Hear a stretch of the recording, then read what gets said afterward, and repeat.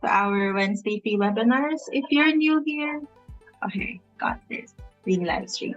If you're new here, welcome to Positive Workplaces free webinar. We regularly hold free webinars 3 times a month, every Wednesday. So habang pinapapasok namin mga tao sa Zoom room, kamustahan muna tayo. Hi guys! How's your Wednesday so far? Hello, good afternoon. Hello, RC. Hello, good afternoon, Darren. Buenas tardes. Yes po, Ms. Judith.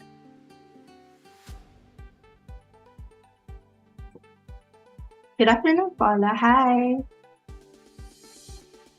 I think we have new attendees pa rin in this webinar. So, if you're new here, can you type 444 sa chat?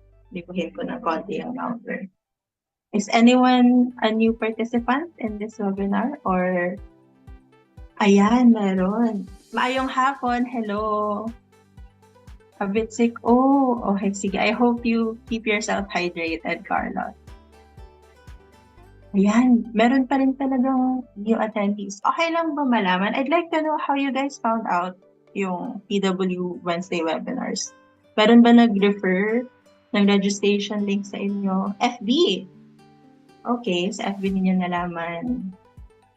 Anyone else? How did you guys learn about refer ng brother? Oh, bait naman ng kapatid. Thank you po sa kapatid ninyo, Miss Paula. Referred by workmate. Referred din po. I see. Ano yung sabi nila? Attend kayo dito, ganon. May free certificate. Yan din yung sinabi nila. For sure, by-enjoy niyo yung topic for this afternoon. I feel like it's timely kasi because of the things that happened no pandemic. Siguro a few of us have experience working in a company who have laid off employees. So I feel that topic is timely as well. We also have a good speaker. Yan po yung sabi ng brother ko since interested din po ako, sabi ni Miss Paul. I see. Okay. Sige, I wanna know where you guys are calling from. Ako, dito pa rin ako as always. I'm hosting from my room dito sa Iloilo. Ilongga po ako. Alam ko, kanina may nakita ako nagsabi ng maayong hapon. So if there are any Ilonggos in the room, mga Bisaya, Panayano, Negrense, don't hesitate to engage sa chat. Biskan maghiligay nun pa kamo, basahon ko man adjapon ang comments ninyo. I-translate ko pa ang comments ninyo. Ayan, maayong hapon from Miss Mary Joy. From Samar, ayan. Sabi ko na nga ba, may Bisaya talaga. Uy, si Miss Mia, maayong hapon. Hello. Muntinlupa, but nasa Makati po ako today. Okay. Mayong hapon, di hamam from yes, Bisdak. Hello po, Miss Jeff. Mayong hapon man from Cebu. Muupay nga pulo from Tacloban. Did I pronounce that properly? Muupay nga pulo. Anong yan? Anong language ba yan? From Tacloban. Mayong hapon man from Negros Occidental. Hello po. Waray. I see. Waray pala yung oh, yes. Waray yung Tacloban. Hello, Darren. Ayad. Oh, Aklan. May panayanan tayo dito. Hello, I have friends in Aklan as well. Sige. Alam ko nationwide talaga yung nararating ng Positive Workplaces na free webinars kasi. Thank you so much for making time, guys, to attend yung webinar natin ngayon. Thank you, Gid, nga nagpahuway ka mo from work para maka-attend ka mo subong sa webinar natin. Good afternoon, Ms. Gail from Batangas City. Hello po, Ms. Maricar. Magical day yan. Good afternoon. I'll be hosting solo ulit today. We're also live on YouTube. We have Kelly and Gabby actually in the room. Kelly is the marketing unit head of Positive Workplaces. He's helping out with live streaming on YouTube. Sige, start na tayo. To start off, with today's webinar, we will be talking about navigating compassionate layoffs, balancing empathy and fairness. Pero before that, magpapakilala muna ako. I am Bella, or Isabel Medes, complete talaga yung nalagay sa deck. Pero you guys can call me Bella. I am Bella, a training and development intern of Positive Workplaces. And in Positive Workplaces, our mission is to co-create cultures that will enhance the well-being of the Filipino workforce. So paano namin nagagawa yan? Paano namin magagawa yan? Well, we're able to do our mission through what we call the positive positivity ripples. So, ano yung positivity ripples? You ask. Positivity ripples, a bit of a tongue twister there, starts with you by leading the self. And one way of leading the self is through learning from webinars like this one. By attending webinars, you enable yourselves to further foster your strengths and skills by learning concepts tulad ng positive psychology, organizational well-being, compassionate leadership, etc. Kasi when we're able to lead ourselves, we're also able to lead others. And as we learn and grow individually, we can also lead others to do the same. So after attending this webinar, you can share your insights or i-share ninyo yung YouTube link ng recording ng session na ito. Kasi we also, all of the recordings of this session nasa YouTube channel ng Positive Workplaces. So after this webinar, you share your insights or the YouTube link to your friends, workmates in your respective organizations. And then each of our personal insights naturally influences cultures, and that is when positive workplace cultures can be cultivated. A couple of reminders lang. Be ready to go to another link mamaya, have another device, or open nyo lang another tab kasi magme-menti tayo later. Also, prepare paper and pen for your notes, or digital na tayo ngayon. You can open a notes app later for your notes. We highly encourage engagement with the audience. Para sa mga hindi comfortable to speak in English or Tagalog, pwede gid ka mo ka-post dara in hiligay nun basahon po gid na karon. Pero of course, be respectful sa chat para we have a healthy learning experience for everyone. Ayan, yes, nagbibigay kami ng free certificates. A few reminders lang para sa usually humihingi ng attendance, ng link for attendance, hindi kami nagre-record ng attendance during our Wednesday free webinars, pero we send out the evaluation link that you need to fill out para makakuha kayo ng e-certificate after the webinar. A few reminders lang regarding the evaluation form. The evaluation form will be issued at the end of the webinar, pero yung mga nasa Zoom room lang. So yung mga nanonood sa YouTube Live, hindi po kayo mabibigyan ng evaluation link. Also, when you're filling out the evaluation form mamaya, please remember yung acronym na 10. Check ninyo yung title ng evaluation form. If it's correct, ensure ninyo na yung title is Navigating Compassionate Layoffs. Tapos check ninyo yung spelling ng email ninyo. And then check ninyo yung spelling ng pangalan ninyo. Kasi auto-generated na yung pag-send out ng e-certificate. So kung anong spelling ng name ninyo na malagay ninyo sa form, hindi na namin ma-edit yung spelling ninyo sa certificate na masasend out. For any concerns about evaluations or certificates, you may email us at engage@positiveworkplaces.org.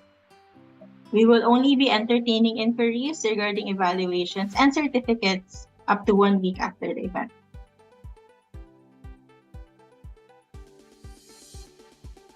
Okay.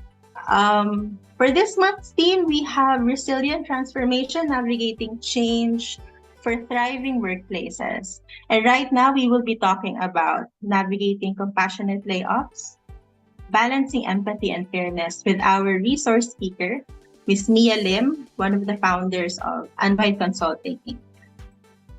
So pahilala ko muna si Ms. Mia. Ms. Mia has over 12 years of work experience in people strategy, HR leadership, organizational development, talent management, and diversity and inclusion. She has an MBA from the MIT Sloan School of Management and an MA in Industrial Organizational Psychology from NYU. She has been involved in strategic communications and HR strategy for several rounds of layoffs affecting over 5,000 employees globally. So it's time to give the floor to Ms. Mia Lim. Let's give her a round of virtual applause.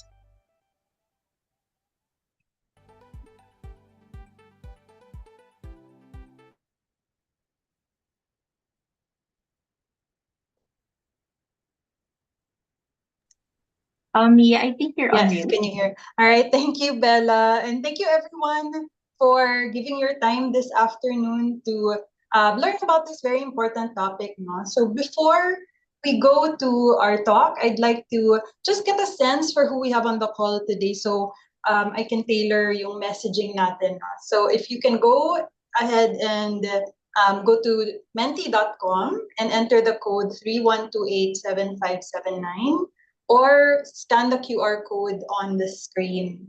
So tingnan natin kung saan nanggagaling yung mga audience natin. And I'll hand it back to Bella to share our Mentimeter results.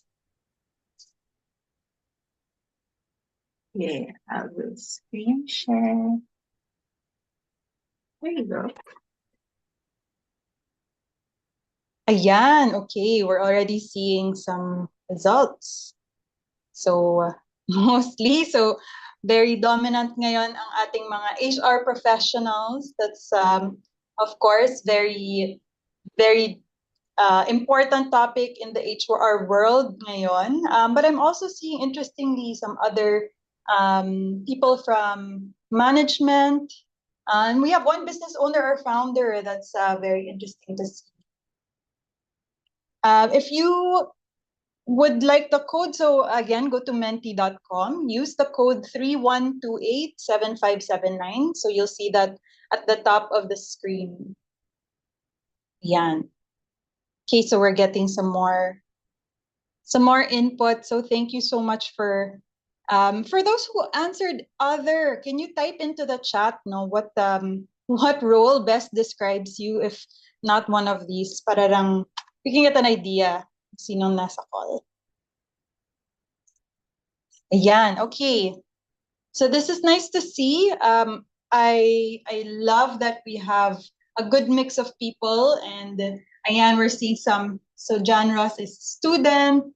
Okay, dumadami na pala yung mga students natin. Okay, so this is also an important topic for those of you who are yet to go into the workforce. Hopefully, in the recording, we have more business owners and founders and people from management who can view this, since, of course, layoff decisions are not just typically are not just coming from HR. No, they are a decision that is best made with the partnership of management and if there are business owners or business leaders there. Sige, let me just grab the screen again. Thank you, Bella. So please don't exit from the Menti page. We will continue to use that throughout the talk. No? So as Bella mentioned, we are going to be talking about navigating compassionate layoffs today, balancing empathy and fairness. And why is this a timely topic? Because, of course, we know that, of course, the pandemic was very challenging for a number of businesses. Even coming out of the pandemic, 2023 was still a challenging year.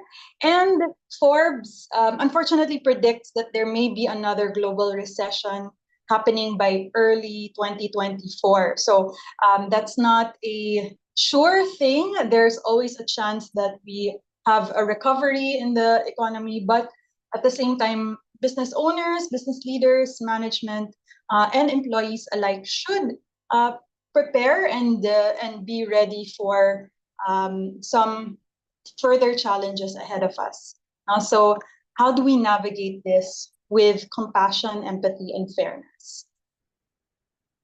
So like Bella mentioned, my disclaimer before we begin is I am not a Philippine labor law expert. So most of my work experience, to be transparent, has been in different countries, in Singapore, in the US. And I also recognize we may have audience members who are not working in the Philippines. So I may not be able to answer questions that are very specific to your context. And it's always best to consult a labor lawyer or an expert in the field to really tailor fit what works best for your organization. But what I can share today will be my learnings from handling 5 layoffs spanning 3 different continents and impacting over 5,000 employees globally, and what I've learned in terms of the best way to practice layoff management with compassion. So with that, let's go back to our Mentimeter. So if you can reopen your Menti window, and I'd like to hear from you. Can you share a word or a phrase that comes to mind when you hear the term layoffs? So what do you think of? Now hand it back to Bella. to share our Menti page. Yan, okay. Okay, great. So we have already some words here. So termination is one of the biggest terms that comes to mind. Unemployment, downsizing, redundancies, new opportunities. That's actually really nice because, of course, usually we think of negative things, but it can also be an opportunity for something new in your career, something new in your organization. Unemployment, of course, for those that are impacted. Okay, retrenchment, adjustment. Okay, thank you. Please continue to add your words. No, this is very helpful, so we can get an understanding of how our audience understands layoffs. So just going back. So what we're going to answer today, no, is firstly why. Why is it crucial to maintain that balance between empathy and fairness? What are the frameworks that we can use that apply across different contexts? Again, in my experience, I've applied these in very different contexts across the globe, and these are just some of my learnings. And then how can employers ensure fairness and transparency during the layoff process? So let's talk about first what are layoffs. And so there were some good words, or there were some interesting words on our word cloud earlier that describe how we understand the term layoffs. So in Philippine labor law, at least, there are different terms that we use to describe this process. So the first one is redundancy. So this refers to termination of employment due to the company's decision to downsize or abolish a particular position. And usually this happens because of maybe automation, technological advances, or just changes in the company's business strategy or their org structure. Second is retrenchment. So this one is the termination of employment due to economic reasons. So this is usually because of company losses, there's financial difficulties or business closure, and this is generally implemented as a last resort, no, in order to avoid bankruptcy or financial ruin. And then finally, there's a term called temporary layoff, which is what we also call putting employees on a floating status. And the employment status of the employee is not terminated, but they are suspended. And the assumption is that when the company comes back into better financial a better financial situation, then they can resume their employment.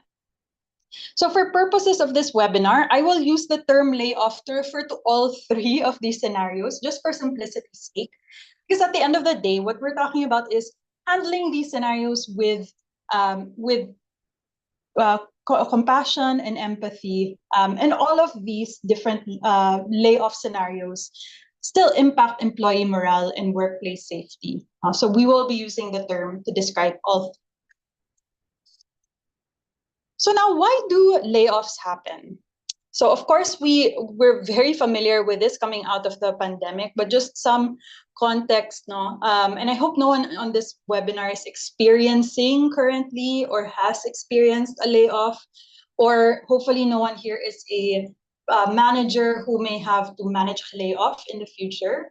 But they are increasingly becoming common, especially as we are entering more volatile market conditions. Economic downturns are becoming more and more commonplace, and we're seeing slowdowns in previously super high growth sectors like technology. So why do they happen? First is economic downturn. So of course, when the economy weakens, the companies tend to have reduced demand for their products or services, and so they would need to cut costs to still be able to achieve their profit targets. Second is market correction. So this is when they're after a period of rapid growth. So like I said, in the past 10 to 15 years, we've seen massive growth in the technology sector. And then when companies face a decline after a rapid growth period, then they will sometimes need to lay off workers as a correction to overhiring and unsustainable levels of compensation. So that's what we're seeing right now, especially in Silicon Valley. Of course, I'm sure a lot of you have seen the news about all of these big tech companies that are now having to lay off thousands and thousands of employees. Unfortunately, that is just a reality of, again, the market correcting itself. Third, we have restructuring. So companies sometimes undergo restructuring to improve their efficiency or to adapt to new technologies, new market conditions, or if they want to pursue a new business strategy. And sometimes there are certain skill sets or competencies that are no longer relevant to their new direction. And then related to that would be the last one, which is technological advancement. So of course, we now see a lot of automation, a lot of AI and generative AI taking over the marketplace. So these technological advancements can also lead to job displacement because companies want to be able to take advantage of these technological advancements to streamline their operations, to reduce their labor costs, and bring in new emerging skills that they may not have had before. So you see here some of the numbers. These are global numbers, by the way. So as you can see, there has been an increase in both the number of workers and the number of companies that have laid off workers in the past 2 years. And 2024 is still a question mark for us. Again, Forbes predicts that we may be facing a recession by early next year. We don't know how this will necessarily impact the labor market, but we need to prepare to tighten our belts. And so I'm going to share a few examples, and I'd like you to really pay attention to the stories that we hear from these recent layoff examples, starting from Airbnb. So in May of 2020, so this was, of course, during the early days of the pandemic, Airbnb laid off 1,900 employees, or about 25% of its workforce. And the company's CEO, Brian Chesky, sent an email to employees explaining that it was a very difficult decision and apologizing for the impact that he knew that it would have on their lives. Airbnb also provided laid-off employees with 14 weeks of severance pay and additional weeks based on tenure, plus 12 months of health insurance coverage. So you can see here some screenshots from their Indeed ratings, or the ratings and reviews of the company online. Next, let's look at a local example. So February 2020, this was, again, right before the pandemic, or Philippine Airlines was already starting to see a number of challenges with their flights, especially in some of the countries that were already affected by COVID-19.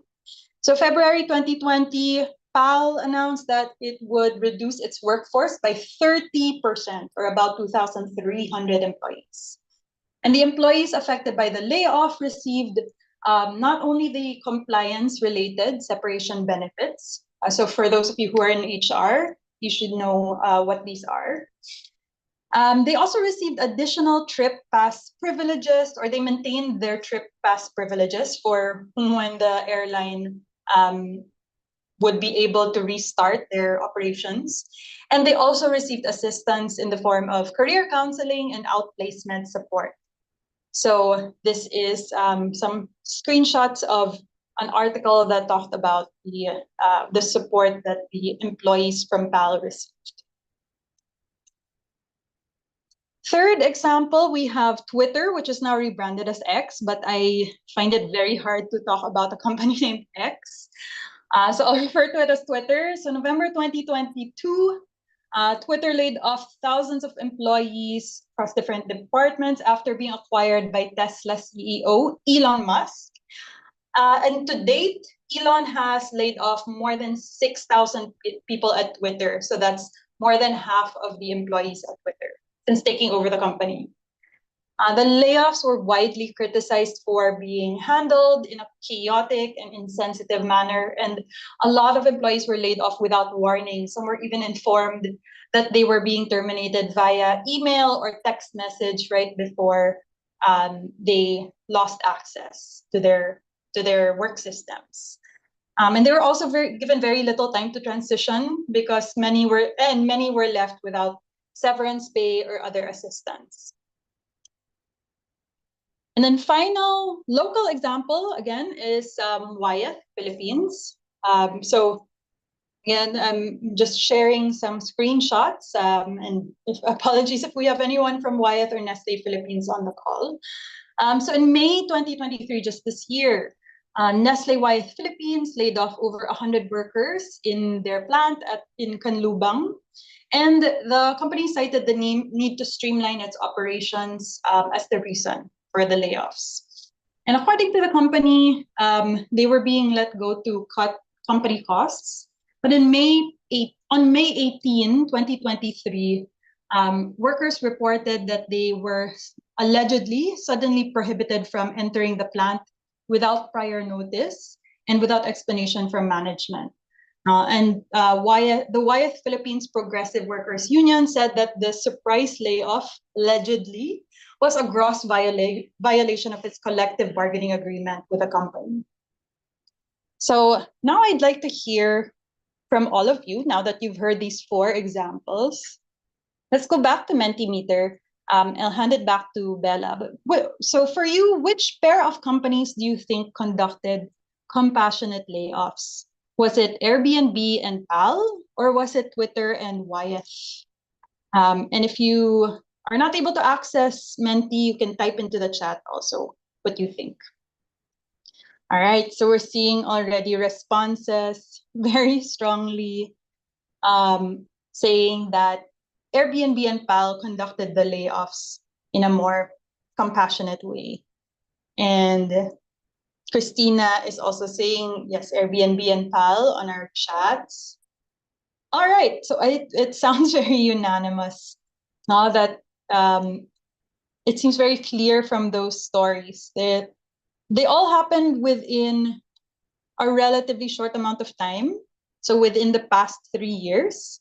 Of course, the industries are all very different, and the contexts were very different. But my point here is that the manner in which you conduct layoffs can be done in a standardized way that can also help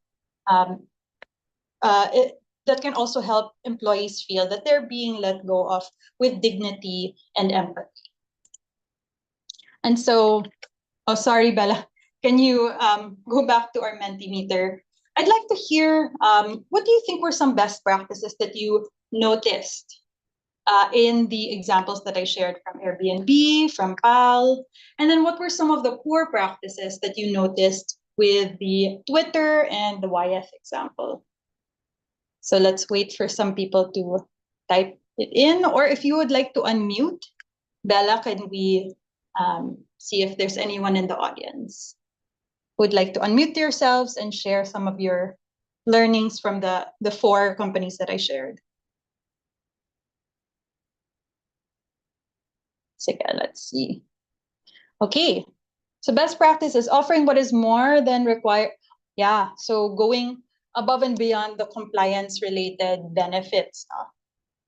Yeah, so you can use the raise hand feature on Zoom, and Bella and the Positive Workplace team can call you. Okay, so short notice, of course, is a poor practice. Best practice is career counseling, severance pay, assistance in finding new jobs. Poor practice not providing time to transition, yes. Yeah, so it's a lot of it is about timing.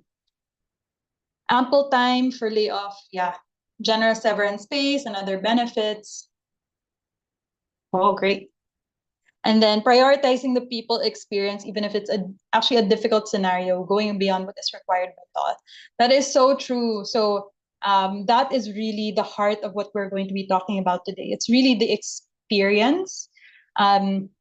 So thank you for those that submitted their answers now. And really, there's no one right way to do layoffs because there are so many different contexts. Not every company has enough cash to provide more than what is required by law. In fact, a lot of companies, unfortunately, don't have the cash to provide what is required by law, and that can be a big problem. That's something that that the finance department really needs to keep an eye on. So again, let's go back to our discussion. So we heard a lot of best practices and poor practices from the four companies that we went through earlier. The heart of this talk is really that it doesn't cost anything to be kind, because while layoffs are usually seen as a cost-cutting measure, they can have a lot of hidden costs, such as impacting morale, especially for those that are left behind or the survivors, which we'll talk about later. Of course, you're losing out on great talent. There's reputational damage or reputational risk, and not to mention, there's also always a potential risk of getting labor cases from a layoff. But practicing compassion and empathy during those layoffs can actually mitigate these negative effects, even if you can't afford the generous severance packages that some of these companies were able to give their employees. So it doesn't cost anything to be kind. And treating employees with dignity and respect, making sure that you're communicating clearly, you're providing the fair severance can minimize the impact of layoffs and preserve the morale of people who are left behind. So a compassionate approach can also protect a company's reputation. So when you are ready to attract new talent, or when you are ready to grow your business again, it was very important that you retain your reputation so that it's easier to find that talent in the future.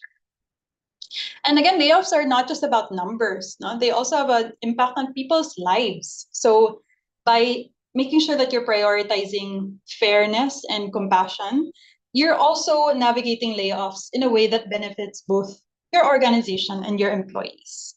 So that's really important to remember. And so how do we balance empathy and maintain fairness? So when you're managing layoffs. So we're going to be discussing two frameworks that can help you think through your key decisions if you are a business that is going through this process right now, or you find yourself having to make these difficult decisions. The first one is self-determination theory, or SDT. And this is a theory of motivation, and it emphasizes three basic psychological needs. So basically, when these needs are met, people are more likely to be intrinsically motivated. And then the second theory, or the second framework that we'll discuss, is justice theory, where we have the three types of justice: distributive, procedural, and interactional justice. And this can be applied to your key decisions when you're developing your layoff strategy, so that you can think through how fair are you being. So let's dive into first one, which is self-determination theory. So again, this is a theory that says when we fulfill these three basic psychological needs, we are more likely to have employees that are intrinsically motivated and employees that have faith in the organization. Okay. So the first psychological need, or the first basic psychological need, is competence. So that is, when you think of the word competence, you think of mastery or confidence or capability, or the term self-efficacy, meaning I believe that I can do this. And that comes from being able to successfully complete tasks and challenges. So a way that you can think of this in the context of layoffs is giving opportunities for employees to learn a new skill or gain new knowledge during the transition period, so they're ready to tackle their next career challenge after they have left your organization. Right? Second is autonomy. So autonomy means feeling independent or being in control of your own decisions. And in the layoff scenario, maybe that means also involving employees in decisions that affect them. So a best practice that I've seen is giving different phased set of departure dates and allowing employees the flexibility to choose their departure date, because everyone has very different needs. Now, there may be some employees that are more ready, that are more confident to go out and find another role for them, or they may want to take a break, spend more time with their loved ones before moving on to their next role. Whereas there may be some people who are really more dependent on the job and the stable income, who may need some more time to transition and who may need some more time to find another role. So having that flexibility in their departure can help them feel more autonomous. Also giving them some involvement in selecting the outplacement services that they may be given access to. So having them choose, okay, would you rather have resume review services, or would you rather have training on new skills? So even having that option can help your employees feel more motivated. And then finally, relatedness is the last basic psychological need. And this is the need to feel connected and to feel a sense of belonging with others. And a great way to do this is to create opportunities for employees to connect with each other, maybe connect with a company, connect with people in HR, just to be able to share how they're feeling and just to be able to feel that they're not alone in the process. And I know there may be some managers that are scratching their heads, like, isn't that a bad idea to connect them with each other, because it might just create more negative sentiment. But I've actually seen this done in some organizations, and if done well, of course, if you contextualize what the space is for, and you also offer up office hours, for instance, with HR, with even the company president. I've seen this done in another organization. They really do appreciate the opportunity to just feel that they're not being thrown out into the cold.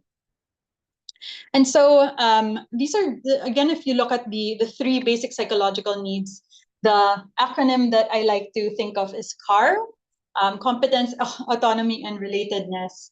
And so when you think about this, have employees feel like they are still driving their own car. They have the ability to do it. They are doing it on their own. No one is driving the car for them. And they have people that really understand what they're going through. So that would be just some, or these would be some examples in helping generate more intrinsic motivation for your employees. All right. So second theory or second framework we'll be discussing would be justice theory. So this is a theory of fairness in organizations that focuses on how people perceive outcomes and procedures. So there are three types of justice. So you can think of the first one as, so distributive justice is fairness of outcomes. So this is how rewards and impacts are distributed. And what employees generally like to see is that there was ethical decision making throughout the process. So an example of this would be being fair and reasonable in selecting who is affected. Now, of course, DOLE, in Philippine labor law, we have prescribed criteria or prescribed standards for selecting who would be affected in a redundancy. So seniority or last in, first out would be one kind of reasonable criteria. Again, depends on the company's context. Can also be temporary employees or those employees that are not regular. And then efficiency rating. So these are all just different ways of creating criteria that is transparent, that is standardized, and that you can justify to your employees. And then another one would be providing, of course, separation pay, because that is just being fair in terms of who is impacted and what they will be getting out of the process. Second type of justice is procedural justice, and this is the fairness of the process by which decisions are made. So what you would want to ensure here is that you are consistent and impartial. So impartial meaning you are not biased in how you decide on the different processes and how you treat employees. So if the distributive justice talks about selecting the criteria in selecting who is affected.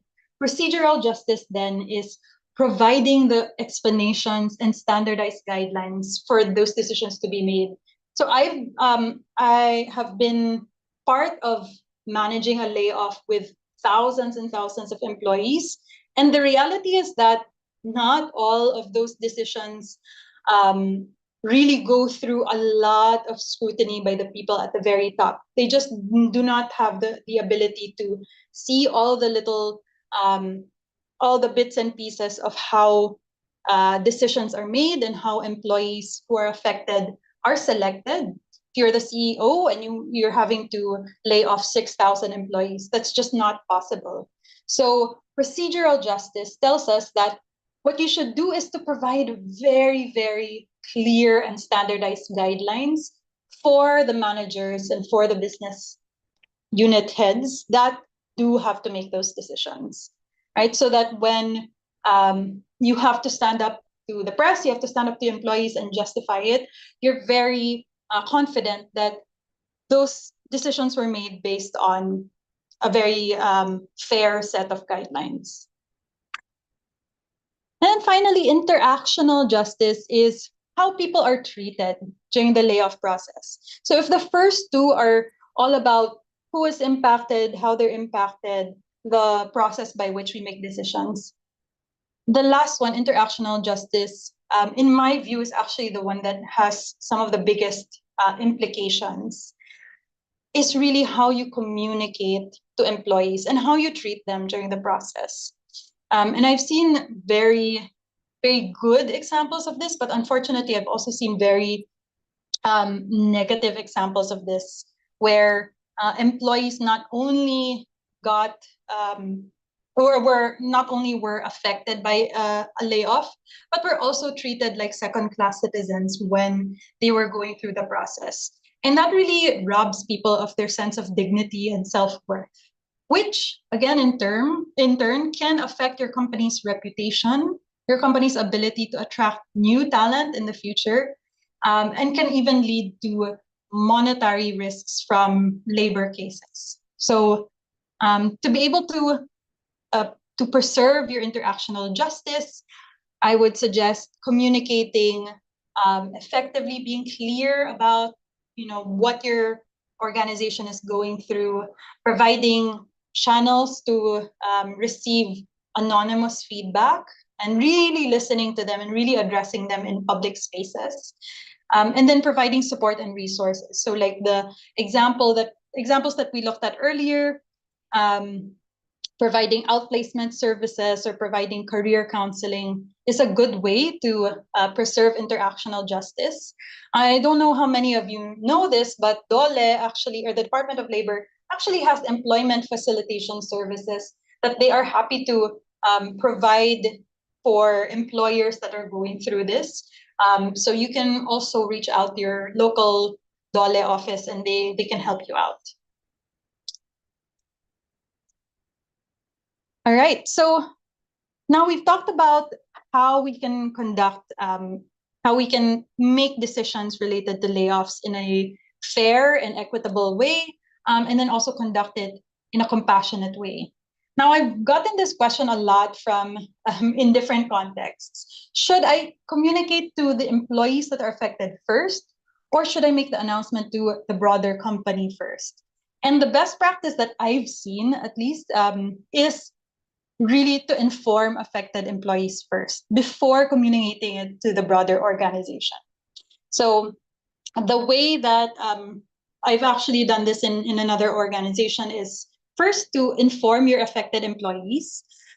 So we conducted individual or small group meetings with affected employees to deliver the news first. And this is a good way to be able to deliver it in a very sensitive and personalized manner.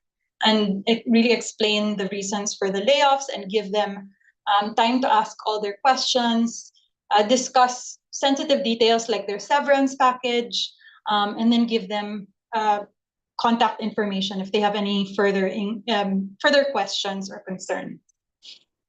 Next would be to inform the affected teams. So this would be the teams that have employees that are impacted by the layoff. So what we did was we held team meetings to address any concerns or questions from their team members, and then also provide reassurance that the remaining team members will be supported by the company, and to emphasize the management's commitment to them, even through the transition period. And then the last step would be to inform the broader company. So this can be done through, actually, I recommend that it be done across multiple channels, right? So first do a town hall where you explain the reason for the layoffs, the impact on the workforce, and then again, to emphasize the company's commitment to its remaining employees. And then also provide a company-wide announcement through an email or the company's intranet, just reinforcing these messages. And of course, providing contact information or an anonymous helpline if they need support, and giving them access to like an employee assistance program. So why does this process work, or why does this approach work more than outside-in communication? And I'll give an example of how outside-in communication did not work later. So why this works is, firstly, it helps prioritize the communication, prioritizing communication with your impacted employees, demonstrates that you're really there for them and that you respect their well-being, and that you know that they deserve to hear the news directly before they hear it from other people, which would then help to reduce anxiety and uncertainty. So we know that once you announce to the broader company, or once you start announcing to teams, people are going to start wondering if they are part of that group that is impacted. And delaying the announcement, the individual announcement, will definitely just lead to increased stress and speculation. And you may start seeing people resigning, even if they were not part of the planned layoff. Building trust, of course, helps build that commitment to transparency and being honest about the situation. Employee retention and engagement. So by informing your affected employees first, there's a better chance of retaining their trust. So when you want to, or when you're ready to build the organization again, and when you need their talent again, you may actually be likely to attract them back into the organization if you handle this well. And then finally, preventing leaks and rumors. Of course, this is again related to the anxiety and uncertainty. It is just human nature that people will start to try to find alternate sources of information. They will try to find lists that may not be accurate, and they may start to share rumors that may just impact your organization's ability to conduct layoffs in a proper way. So again, inside out, start with your affected employees and then end with a broader company. So some examples of this, I'm sure you're dying to know. So the first would be a good example from Coinbase. So if those of you who are familiar with cryptocurrencies, you may be familiar with this platform. So Coinbase, this was done in 2022. And where they sent an email first to affected employees. I'm not sure if you can read the text here, but the email says, as part of this announcement, I regret to inform you that we have made the difficult decision to terminate your employment with Coinbase. And it also says that you will receive an invite in the next 2 hours to a discussion with a senior leader from your org and an HR representative today. So what I really appreciate about this is that they are really trying to rip off the Band-Aid. So once you get this email, you know that everything will be discussed in the next 2 hours, and you don't have to sit with it hanging over your head for the next, I don't know, 1 week. It also talks about severance and support services. It also has an attachment, which is a transition guide, which has some advice on how to navigate the next few days. And after the employees received this, and after they were able to talk to their HR representative, that was when the management informed the broader company. So that was a good example from Coinbase of inside out communications. Now, a poor example, and this one I've heard firsthand from some friends who were impacted by this. So in December 2022, during one of the last town halls of the year, the company CEO, Google CEO Sundar Pichai, announced that they had business results that were not so great. And there were some hints already that a restructuring might be happening in early 2023. So again, this is December 2022, but no formal announcements were made, and everyone went home for the holidays, not knowing who, when, how. So they had that hanging over their heads during the holidays. And finally, on January 20, 2023, so that was, almost a full month later, some employees found themselves locked out of their work system, so locked out of their emails. And then they only found out that an email was sent out just that morning to the employees that were impacted shortly before their access was terminated. So some people who were still kind of coming back from vacations, some of them didn't even get the chance to see the email before they were locked out. And so this is an article that retells some of the experiences. And so imagine just how stressful and anxiety-inducing that would have been, from just hearing from your CEO a month ago that we're not getting the results that we want, to all right, I can't even access my email anymore today. So that is not a good example of inside out communications. And then finally, it would be remiss to not talk about survivor's guilt. So survivor's guilt is when employees who are not affected by the layoffs may have mixed emotions. So sometimes they will feel grateful that they're still employed, but they also experience a lot of guilt and anxiety about the fate of their employees and about the fate of the company. So this is a very well documented psychological phenomenon, and it can lead to a lot of emotional distress. And from what this study says, 74% of layoff survivors say that their own productivity declined since the layoff. And what's even more surprising is that 64% say the productivity of their colleagues has also declined. So it's not just a self-perception. But the interesting thing is that they found, for employees who rated their manager high in visibility, approachability, and candor, they felt that their personal productivity stayed the same. 62% felt that they were still the same level of productivity. So if you are conducting layoffs and you want people to still feel productive and not burdened by survivor's guilt, you can focus on these three things. So visibility is having consistent updates about what's happening in the company, modeling your company's values, reinforcing your vision mission during meetings, and then also just being present in meetings and town halls, no matter how challenging it may be, to answer very, very emotionally charged questions. Because let's face it, employees will have a lot of emotionally charged questions.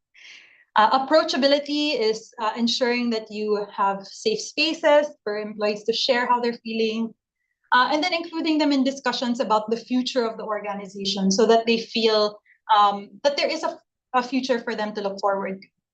And then candor or transparency is Proactively addressing concerns. If there is anything that employees should be worried about, just approach it head on. And then discussing the company's future and what role these employees play in turning around the company's financial situation. So these are all really great ways, again, to retain productivity even as you are going through a layoff. All right, so I've said quite a lot. Let's go back to Bella and our Mentimeter. And I'd like to hear from you. What are some of the experiences that you've had from your employer if you've experienced a layoff? And maybe while we're waiting for that, Bella, would you like to share any experiences that you've had? Oh yes. Yeah. Okay. So I've experienced being laid off actually during the pandemic. Sad to say it wasn't the best experience for me. Pero this topic is actually very enlightening. I feel like marami akong natututunan habang while you were discussing kanina. Uh, Yun, it wasn't the best, but I learned a lot from it. I grew a lot from it. Parang yun yung main takeaway ko talaga. Sobrang nag-grow ako from that experience. Sige, I'll call you again, Bella, Yes. for your personal experience naman, how you or what you learned from it. Sige. All right. So let's read some of the best practices. So yeah, offering support services, resume assistance, job placement resources, career counseling. So what a lot of people don't know is that these services you may actually find at a very low cost or for free. There's a lot of AI tools out there that are no cost at all that can be used for resume reviewing services. No? If your company has limited resources. Providing fair and reasonable severance packages, demonstrates a commitment to helping employees. Kind explanation, that's really good. Given another job, that's really great. I hope that that's what other companies can offer, like a lateral transfer or a transfer to another subsidiary if it's a big company. Provided separation pay, effective change management. That's really good. My lead reassured me how our team is going to adjust in terms of workload. Oh, that's really great because I think sometimes company or management tends to assume that the workload will just be redistributed to everyone that's left behind, but the reality is sometimes that's not sustainable. So there really needs to be a review of the workload that's on their plates and maybe a reprioritization of what's really critical at this time. Yan. Okay, great. Thank you for those that shared. So, of course, so we've talked about layoffs from the point of view of the management team or from HR, and then from the point of view of the survivors or people who are not impacted by layoffs. Now, for those, again, I really knock on wood. I hope no one here has been recently affected by layoffs or is currently going through that or may go through that. But if you are an affected employee, here's just some advice that I might be able to offer in terms of taking ownership and moving forward in this experience. So the first would be avoiding victim mentality. So victim mentality is just always saying focusing on externalities that you really don't have control over, right? What you do have control over is how you respond to it and how you move forward from this. So focusing on that, focusing on networking, upskilling, and then giving time for yourself is the most important thing here. Don't listen to a lot of the noise that may lead you to feel that you are being victimized here, because often layoffs are really not a personal decision. It is often, again, a very difficult decision by management. I can't speak to all decisions related to layoffs. Right. Second would be practicing self-compassion. So it is all right. It is completely valid to feel disappointed, to feel scared, to feel anxious, to feel angry about this. So allow yourself, give yourself time to feel and process those emotions. And don't judge yourself, because really, again, this is a very human experience. And if you just try to bottle up those emotions, you probably will not be able to process it in a healthy way. So try to let yourself feel your emotions. Don't be afraid of your emotions. And then gently try to reflect on your strengths, reflect on what you achieved in that role, what you learned in that role, and what you can take with you in your next job. And this is so important, especially, and this is something that I advise people who have gone through this, who are going through job interviews. It's so important to do this, because when you are in a job interview, you should be coming from a place of confidence and strength, and not from a place where you're feeling very sorry for yourself, or you're still processing your negative emotions, because that will sometimes show up in the interview. So you want to be able to give yourself time, reflect, and then focus on the positives. And then finally, compassion towards management. So I know that this is a very difficult step, but also try to understand that the management may have been facing really insurmountable challenges and pressures. And if you don't understand yet, seek clarity. So ask tough questions, challenge the decisions, challenge the process. The goal here is not to make management feel bad about their decisions, but the goal here is to gain a shared understanding with the management, so that, again, this is more for you than for them. It's so that you can move forward with your career, with your life, without holding that resentment. And then moving forward, so first is to make sure you set realistic goals. Try to understand what the job market is like, and then define what are your achievable short-term goals, and also try to develop a long-term vision for your career. So the importance of short-term objectives is, I just need to get through the next 6 months or the next 1 year. What is a role that can be good for now? Because the reality is, if we are facing a recession or an economic downturn, you may not be able to find your dream job next, right? But you may be able to find a role that can provide you enough sustenance, and provide you the balance also to be able to explore new skills, and develop new knowledge that can propel you onto the next role, the next dream. Network and seek support. So this, again, this is a advice that I always give to job seekers.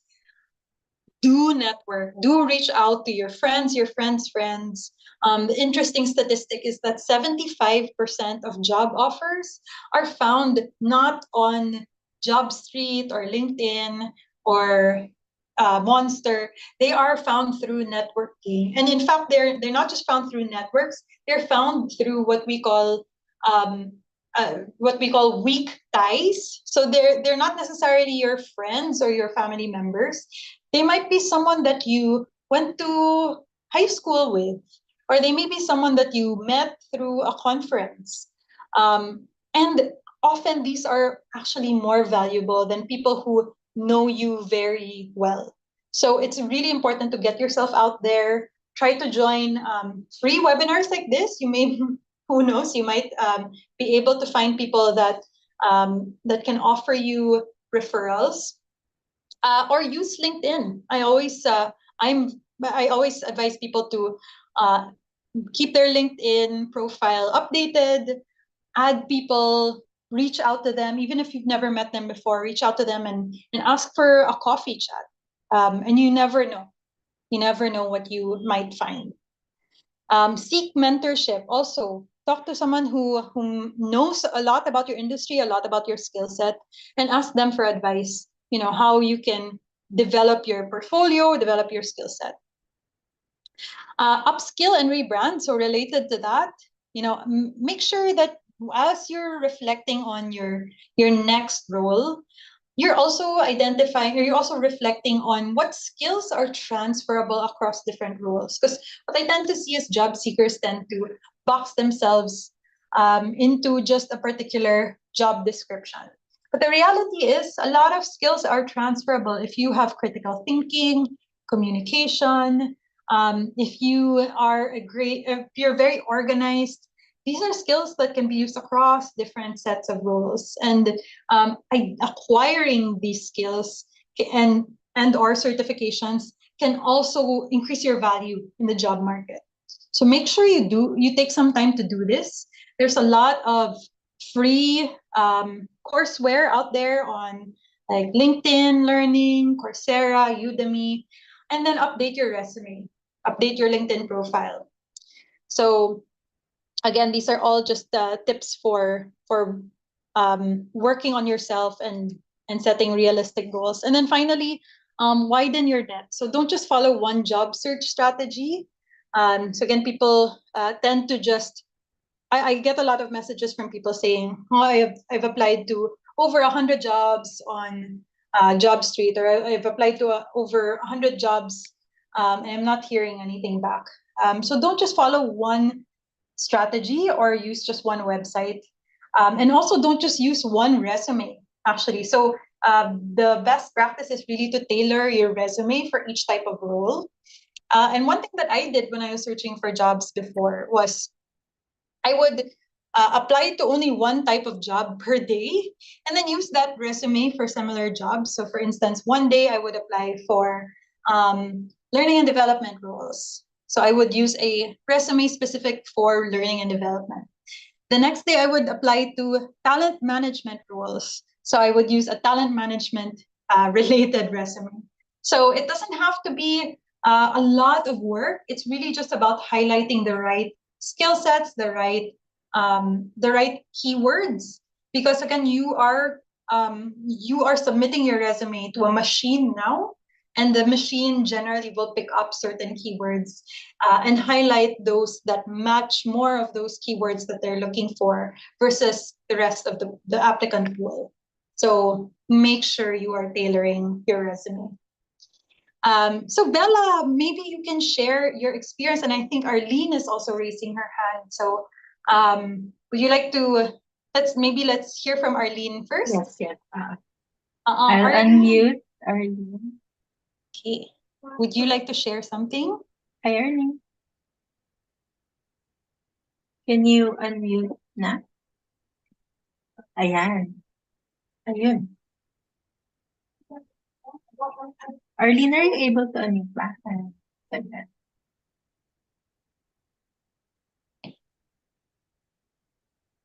Parang hindi ata. Ayun. Hello, Arlene. Good afternoon. Ay, hello, ma'am. Hello, ma'am. Sorry. Ay, okay. Naka-raise kasi yung, baka nagkamali lang siya ng ano. Okay. Arlene, if nagkamali ka lang sa pag-raise ng hand, siguro, I'll put down. Yan. Okay. Sige. Aha na lang. I'll share. What was your question pala? Sorry. Yeah, so maybe Bella, you shared earlier that you were also impacted by layoffs. Yes. From your experience, so what were some of the things that you learned that helped you move forward and take ownership? Parang I focused on the opportunities kasi parang I have this belief kasi na when one door closes, another opens. Parang ganun. So nag-close yung door ko sa ganung company. And then nakahanap naman ako ng work 4 months after. The good thing actually that they gave me separation pay din. So nakatulong din siya. 4 months akong unemployed, pero nakahanap ako ng work na related sa training, which is, so okay, HR kasi yung work experience ko. Pero wala pa akong training experience before. And then yung next company ko after that was related to training. So parang I felt like it was the first time sa akin na experience in training, which is the facet of HR na interested talaga ako. Para nabigyan, I wouldn't be able to experience that if hindi ako na-lay off. Parang yun yung iniisip ko. Yun, ganun. Yeah, I love that, Bella, no? Parang just reframing it as a new opportunity to try out something that you've always been curious about or you've always wanted to try. Definitely. Yeah. That's a really good way to reframe it so that it can really help you move forward. Sige. Does anyone else have a personal experience that they'd like to share about how they were able to take ownership of their career or how they were able to move forward from an experience like this? So you can raise your hand, or you can type it into the chat if you're shy to share. Oh, okay. So Mary Grace Lozada says, what I did was I relocated. So she went to Manila, looked for another job. Studied a technical course under TESDA. And at the end of the day, there are bills to pay. Yes, that's very true. And that's very real. That's a reality that karamihan naman sa atin hinaharap, no, that not everyone has the privilege to take a career break. But I love that si Mary Grace used it as an opportunity to parang completely change her situation and upskill. So TESDA also, I forgot to mention, has a lot of great training opportunities, and they now offer coding or programming courses. So also a resource that you can tap into. I'm also seeing Carlos. Hi, Yeah. Carlos. Oh, Hi, no Mia. one Good out there. afternoon. Sorry, I'll just turn off my camera because I'm bedridden. But yung experience ko, it's very the recent. Well, di ako impacted directly by a layoff. But then the organization that I was in was doing a layoff that was really new to me kasi it wasn't really communicated, or when it's communicated, it's not the same as how it was being shown ngayon. But personally, the silver lining in that experience is that I was able to, kasi I was at my lowest during these times, kahit di ako affected. I guess that's the anxiety.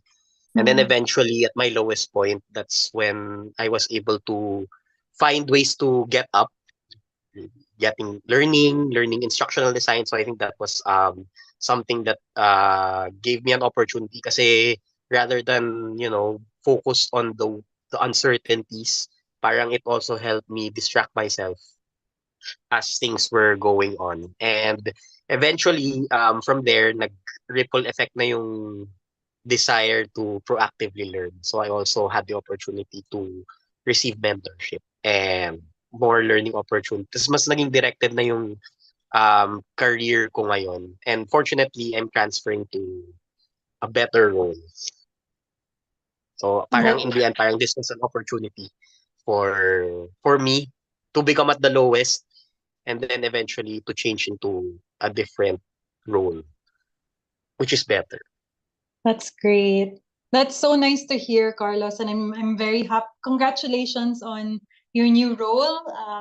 It's really nice to hear now that you, instead of just feeling like a victim, no, even if you weren't impacted, it sounds like you were really a strong example of survivor's guilt. And instead of just feeling victimized by the situation, you took it into your own hands and took it upon yourself to learn new skills and seek out mentors. So really congrats on that and really kudos. I hope your next organization is better than your previous one. All right. Anyone else? Does anyone else have sharings about what they've learned? Whether or not you were impacted by layoffs, if you experienced being in an organization that had layoffs, what did you experience or what did you learn from that process? Yeah. So congratulations, Dao, from Elibert and Kathleen. Okay, so anyone else would like to share their experiences? If not, let's go back to our Mentimeter. So one last question. Ayan, so si Norman is saying nothing is permanent, especially OFW. That is unfortunately a reality. So gone are the days when people would join a company and retire there after working for 30 or 40 years.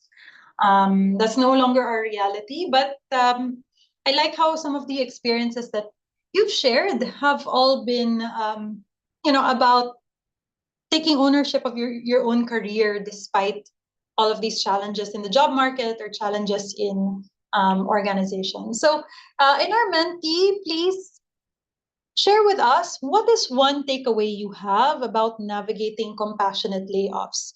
So, whether that is if you are a manager that's managing this, or if you are part of the survivors group, what is your takeaway about that? Or if you are an employee that is impacted or may be impacted. So, what is a takeaway that you have? And yeah, I'm also reading on our chat. Si Wayne says, micromanaging is also one of the toxic work behaviors. Yes, alam mo, that's really true. And I hope that there is that organizations and management learn, no, that micromanaging is actually an extremely demotivating management style.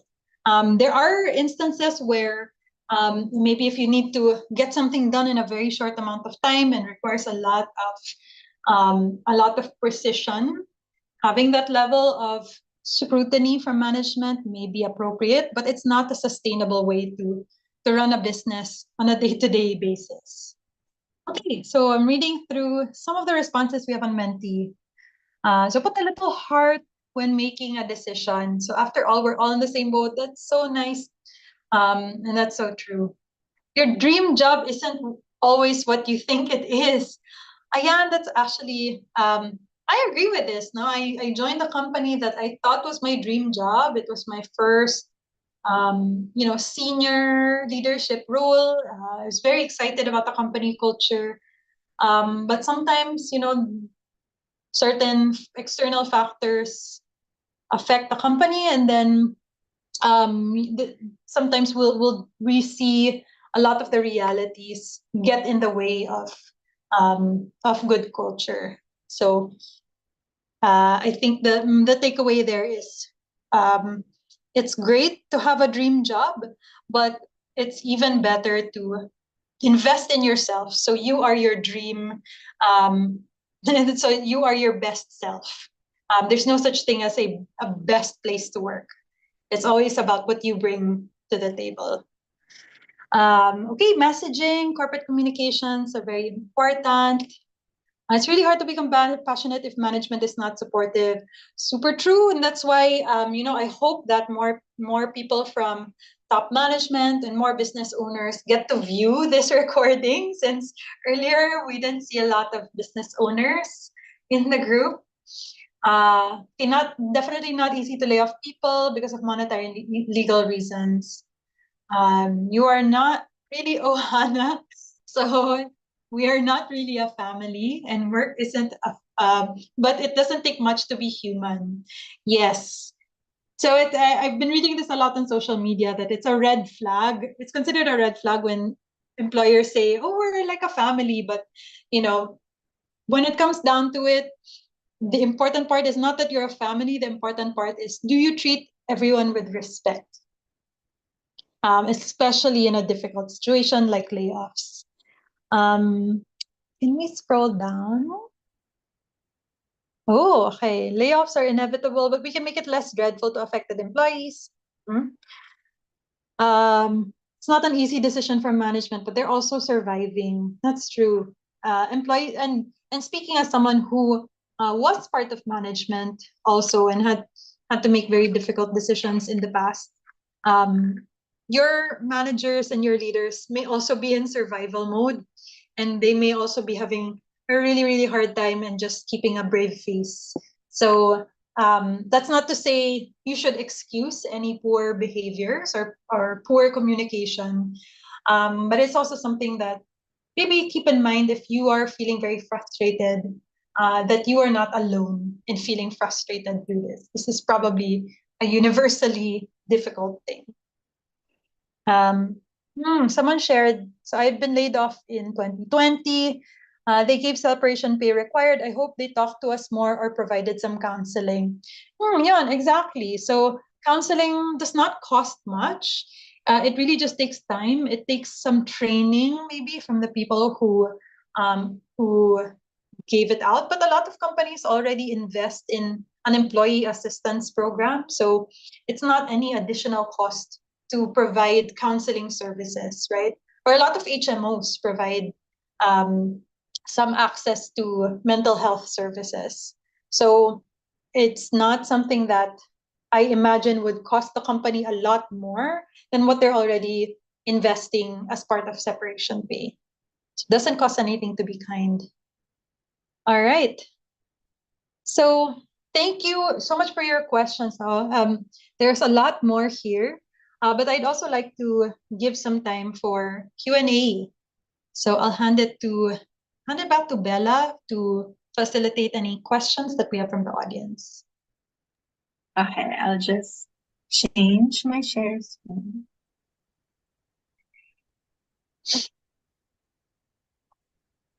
Ayun.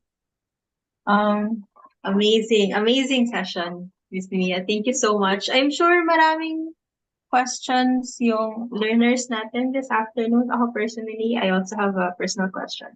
But before I ask yung personal question ko, ayan, we already shared the Pigeonhole link sa chat. You can also scan the QR code that is flashed on your screens right now.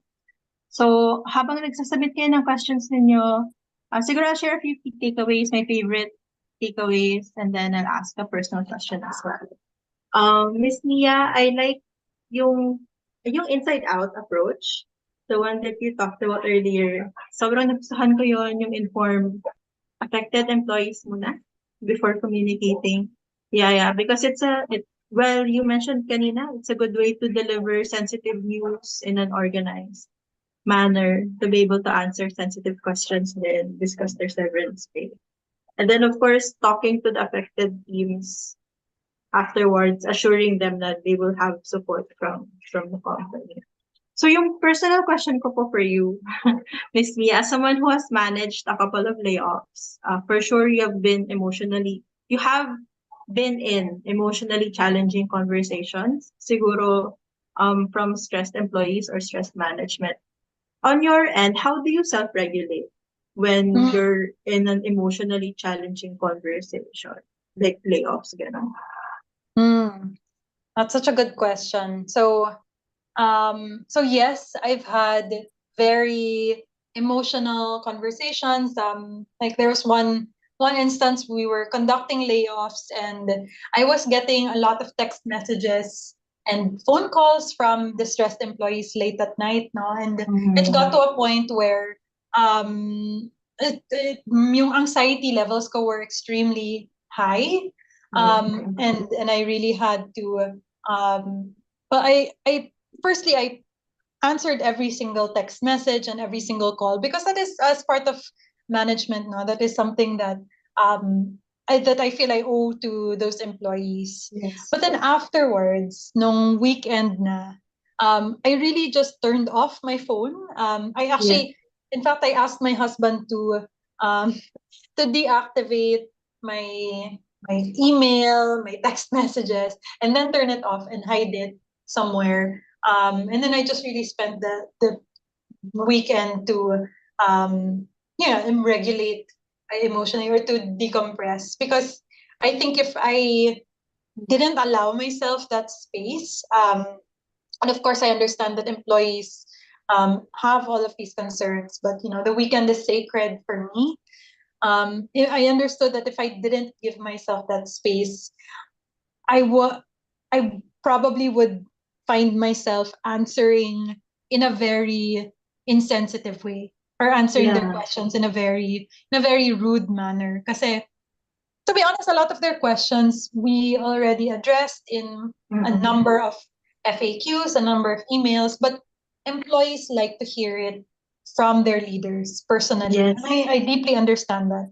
At the same time, I also had to kind of isolate myself from the situation first and rebuild my do you call that, or rebuild my energy before I could Uh, go back on that Monday to again go back into answering their tickets, answering their emails. quick follow-up question. Yeah. When you're answering sensitive questions, confidential questions, ganun, are you the Mm-mm. type of person ba na within the day sasagot ka, or do you parang sige bukas ko na to sagutin? How yung mga ganyang klaseng questions na parang important?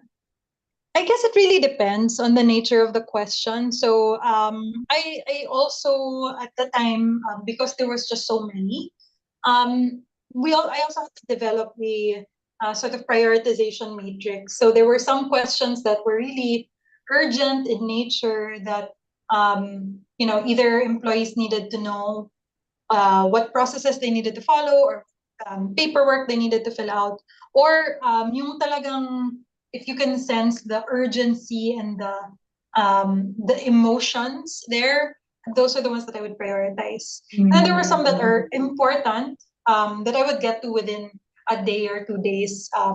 And of course, those are the ones sometimes that need a little bit more analysis of the situation, a Yeah. bit more research, like ano yung package nito, because it's also important to get those answers right. Because if you make a mistake, especially when you're talking about separation pay, that is a huge risk for the company, and it's also a huge letdown for the employees too.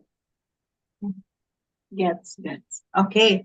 I think may mga questions na tayo on Pigeonhole. Share screen ko lang. We have a few questions. Ayan. Ayun, marami na. Sige. Okay, guys. I wanna co-create this Q&A session with everyone. So, you may vote on the question that resonates with you. If may mga questions na parang interested kayo kung ano yung insights ni Miss Mia, upvote niyo sila. The questions with the highest number of votes will stand a better chance of being answered by Miss Mia. Also, utilize natin, guys, yung comment section of each question. Since a majority of us here are working professionals, don't be shy to give input and share your personal insights sa questions na nakikita ninyo. Babasahin natin yung comments ng chosen question before we proceed sa next one. Also, Mia, so not only we're not only learning from Miss Mia, we're learning from each other as well sa webinar na to. Also, Mia, kung may question kayo na nakita ninyo, gusto nyong sagutin, you can just let me know. Pero for now, yung top voted muna yung sagutin natin. This one. Mm-hmm. It's super hard to relay a very bad news to your people. Do you have any tips or approach how? I can't usually bring myself to confront them personally. So when I just Okay. send emails, I come off as cold. Sige. Yes, it is very hard. There's never any scenario where you will feel happy, or I hope not, to relay this news. The advice that I have is to write yourself a script or a checklist, but don't read from the script or the checklist. And the importance of that is to have something that you can rely on to make sure that you are covering all the points that you need to cover. I would definitely consult your HR, consult legal if you need to, but then also personalize it because your employees really want to hear from you. I know there is a there it's very tempting to just send this news via email, and it's exactly that. It comes off as very cold, and it's not a very compassionate way to go about it. Your employees want to hear from you, and they want to feel that they have a safe space to to ask their question. So this one, I would put it to your management. I would challenge your management. I would challenge your HR if you're a manager that's relaying this, to put together that list or that script and put together some lists of FAQs. Because if you are going into this very tough conversation, you also want to feel confident that you're equipped with the information that you need to at least make this conversation, if not easier, at least more compassionate. Okay. Okay. Mark is answered. I believe we have time for a few questions lang pala. So siguro we can answer mga one or two questions na lang. And so there are managers who are not competent when it comes to people management. And oftentimes these managers are not empathetic towards their employees. What advice can you give to employees under them? Hmm.